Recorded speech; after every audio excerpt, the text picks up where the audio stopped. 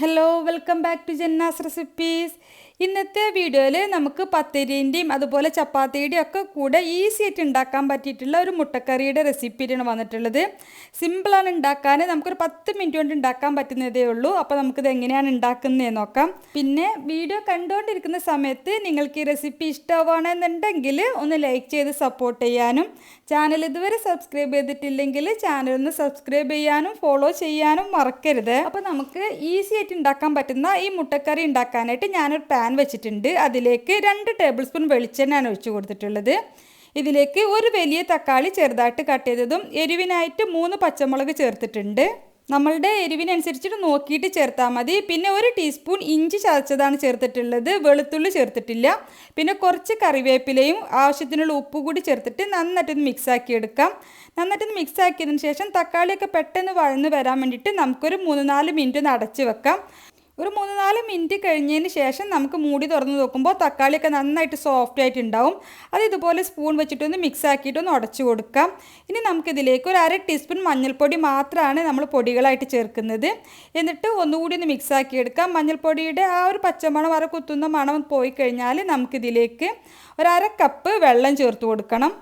വെള്ളം ചേർത്തിട്ട് നന്നായിട്ട് ഒന്ന് മിക്സ് ആക്കി കൊടുത്തതിന് ശേഷം നമുക്കിതിലേക്ക് മുട്ട ചേർത്ത് കൊടുക്കാം. അപ്പോൾ ഞാനിവിടെ 4 മുട്ട വെച്ചിട്ടാണ് കറി ഉണ്ടാക്കുന്നത്. അപ്പോൾ 4 മുട്ട ഓരോന്നായിട്ട് നമുക്ക് പൊട്ടിച്ച് ഇതിലേക്ക് ഒഴിച്ചു കൊടുക്കാം. നമ്മൾ മുട്ട നേരിട്ടിട്ട് ഇതിലേക്ക് പൊട്ടിച്ച് ഒഴിച്ചു കൊടുക്കുകയാണ് ചെയ്യുന്നത്. 4 മുട്ട വെച്ച് ചെയ്യുന്ന ഒരളവാണ് ഞാൻ കാണിച്ചിട്ടുള്ളത്. ഇനി നമുക്ക് മുട്ട പെട്ടെന്ന് വേവാൻ വേണ്ടിയിട്ട് ഒരു 3-4 മിനിറ്റ് ഒന്ന് അടച്ച് വെക്കാം. ആ സമയം കൊണ്ട് നമുക്ക് ഇതിലേക്ക് ഒരു അരപ്പ് റെഡിയാക്കാം. അപ്പോൾ 1/4 കപ്പ് ചിരുവിയ തേങ്ങ മിക്സി ജാറിലേക്ക് ഇട്ടിട്ടുണ്ട്. ഇതിലേക്ക് ഒരു 1/4 ടീസ്പൂൺ വലിയ ജീരകം, പെരിഞ്ജീരകം ഇട്ട് കൊടുക്കാം.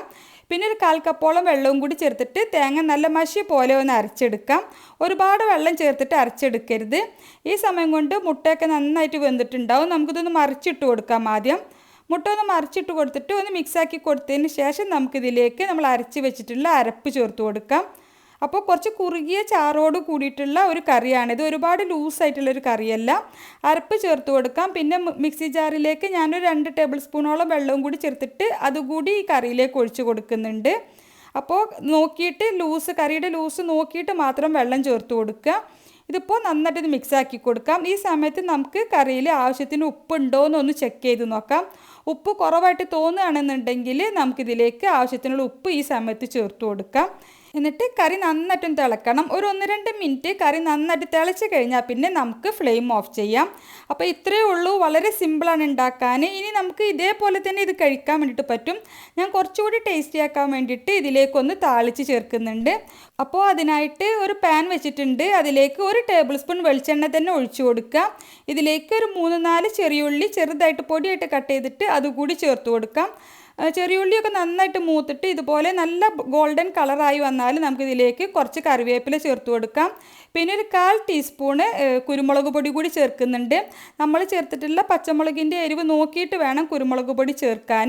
അപ്പോൾ ഒരു 1/4 ടീസ്പൂൺ കുരുമുളക് പൊടി കൂടി ചേർത്തിട്ട് നന്നായിട്ട് മിക്സ് ആക്കിയതിന് ശേഷം നമുക്കിത് കറിയിലേക്ക് ചേർത്ത് കൊടുക്കാം. എന്നിട്ട് നന്നായിട്ട് മിക്സ് ആക്കി കഴിഞ്ഞാൽ പിന്നെ നമുക്ക് ചൂടോട് കൂടിയിട്ട് നൈസ് പത്തിരിയുടെ കൂടെ കഴിക്കാനാണ് ഞാനിന്ന് ഉണ്ടാക്കിയിട്ടുള്ളത്. പത്തിരിയുടെ കൂടെ അടിപൊളി കറിയാണ്, ഈസിയാണ് ഉണ്ടാക്കാൻ. അതുപോലെ തന്നെ നമുക്ക് ചപ്പാത്തിയുടെ അപ്പത്തിൻ്റെ ഒക്കെ കൂടെ കഴിക്കാം. പത്തിരിയുടെ കൂടെയാണ് നല്ല കോംബോ ആയിട്ട് തോന്നുന്നത്.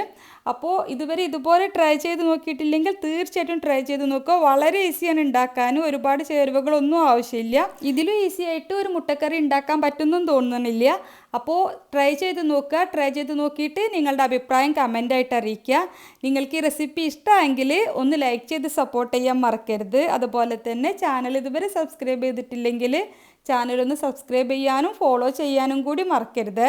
അപ്പോൾ ഇൻഷാ അല്ലാഹ് മറ്റൊരു അടിപൊളി റെസിപ്പിയുമായിട്ട് വീണ്ടും കാണാം. Thank you for watching.